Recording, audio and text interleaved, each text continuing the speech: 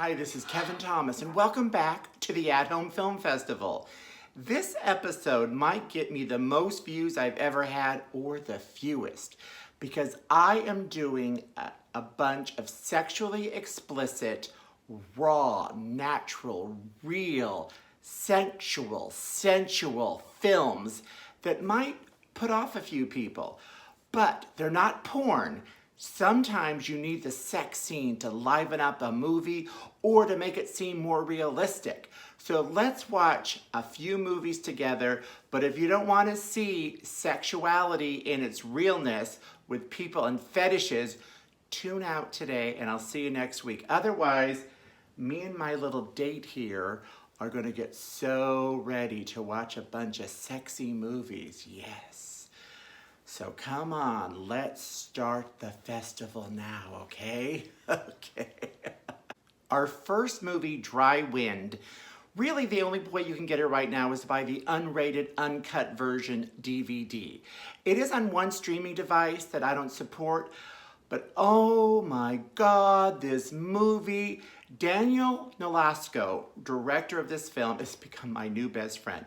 First of all, from a cinematic standpoint, it's got a nice plot where a man who's sort of bored at work, they're sort of adding new people, maybe gonna phase him out, has these sexual fantasies. Sometimes they're real, sometimes they're in his head. But these fantasies not only are well lit from a cinematic standpoint and are choreographed well, but they involve voyeurism, they involve leather, they involve public sex. Everything you could imagine happens here.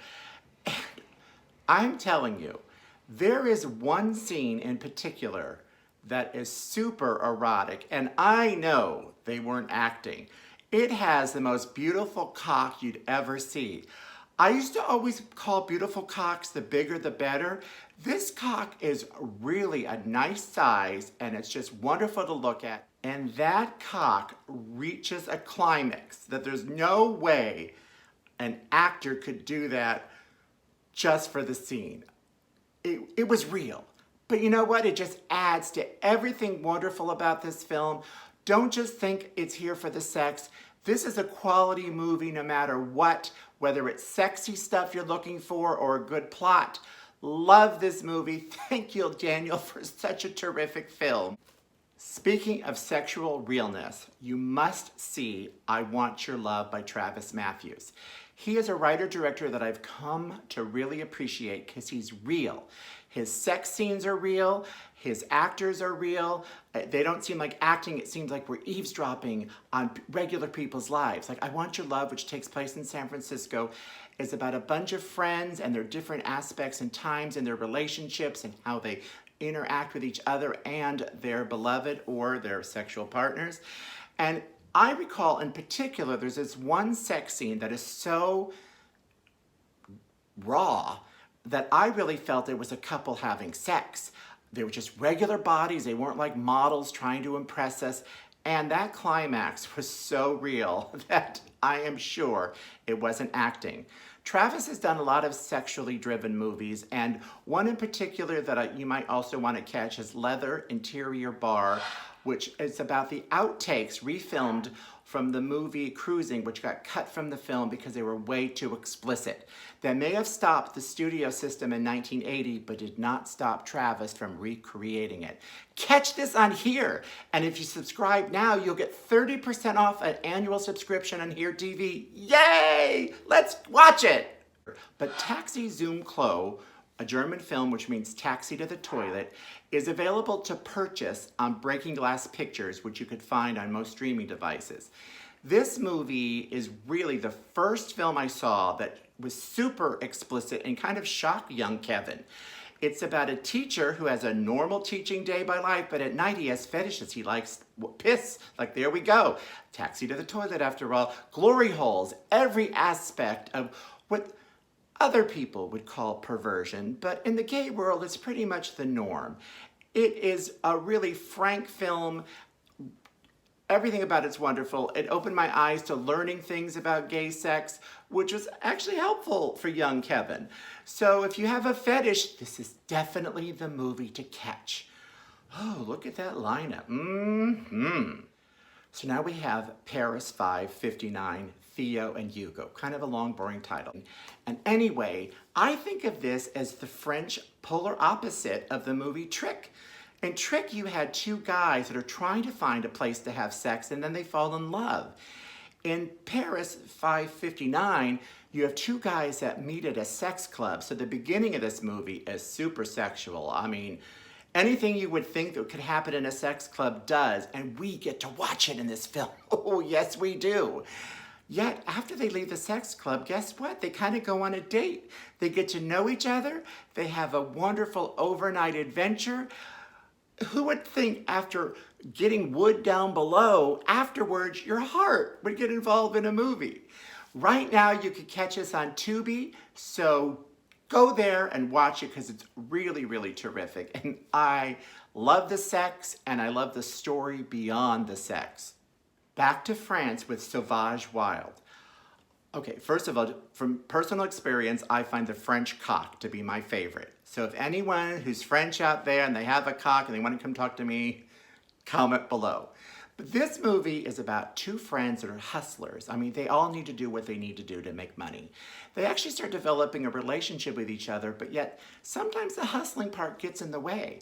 So most of the sexual scenes are just nudity, which we see a lot of in movies. So that part isn't why it made the list. But then there's some scenes, as a hustler, they have to do things that they really don't enjoy. It's part of the job. And some of them might even be painful to watch, at least for me. So this movie is really terrific and you should seek it out. Don't think it's all about the sex because the Cannes Film Festival embraced this film. And it's on one of my favorite streaming devices. You could watch it there on Canopy. It's free, Canopy. I am madly in love with this movie, even though it takes all my energy to say the title. Eisenstein and Guanajuato is a terrific film by Peter Greenaway, based upon the true story of Sergei Eisenstein, who went to Mexico to film a movie that he would not stop filming. He filmed over and over and over. Director Peter Greenaway has done a terrific job with this film. It's super stylized. Everything looks so magnificent in this film. And by the way, Peter also did a little off-kilter film called The Cook, the Thief, His Wife, and Her Lover. So he is accustomed to dealing with topics that aren't always savory. And this movie seems like your norm, right? I mean, I am doing a thing about sexuality explicitness, and yet this seems like a movie that could be on the Lifetime Network. However, when I saw the premiere of this at Cinema Diverse, there's a scene where Sergei has sex with this hot Mexican guy. He's not even the hottest man in the world. He exudes sexiness. And when he dropped his pants and got in bed with Sergei, the audience gasped when they saw him naked. And actually, all the lesbians walked out. So catch this movie. It's really terrific. You could find it for Amazon for a few dollars. Try to say the title like I did. I probably was still a little off, but I really tried. Just remember, it's a wonderful film and really has that super hot sex scene. My last two movies have a kind of weird similarity, yet polar opposites. First, we have The Breeding. It involves a cartoonist who maybe is trying to be the next Tom of Finland, because he is inspired by sex in what he does, and he actually has a little dark side to him about what he likes in the sexual world. So that, of course, comes through on his art. But the part that makes it interesting is it's more lighter nudity. So I'm including it because I do like the fact that he has these sexual, I don't want to say deviance, he has these sexual fetishes that he likes to explore, because we all really should explore what we like. How are you going to know if you like it unless you try it? This movie is on here, so as long as you're watching I Want Your Love, you might as well click over to watch this and take advantage of your discount subscription. Really enjoyed this movie, but it wasn't explicitly sexual, just mentally sexual. Our last film is kind of a surprise to be on this list, End of the Century. It's a surprise because there's really not the hottest sex scenes, but yet I'm having an honest sexual episode. What? It's about two guys that connect sexually, and it turns out they're neighbors. And it also turns out they met 20 years ago, and they both kind of didn't remember the other one would remember them. So they develop this really terrific relationship that we see throughout the movie. But how does the sex part tie in? Well, the first time they have sex in this movie, it is not as graphic as a lot of other sex scenes, even though later you will see penises. But the sex that they had was so real and so natural when it comes from getting on top and it comes to the breathing and the being in sync with each other. I thought they were really having sex. I don't think they were, but I don't think even Meryl Streep could give a better sexual performance. So you should rent this movie for a few dollars on Vudu and enjoy it, not just for that great sex scene, but for the really nice story. That was some week, huh? Oh, it's getting hot in here. Anyway, this is Kevin Thomas. Thanks for tuning in. Please remember to share, that's right, and to subscribe. And give me comments below. Tell me what you thought. And hopefully you enjoy the rest of your day, the rest of your week. I'm enjoying my little teddy bear here. Maybe next time I'll turn it into a real bear. But until then, thanks for tuning in. Bye-bye. Oh, yeah. Oh, yeah. Oh, yeah. Yeah. Nap time.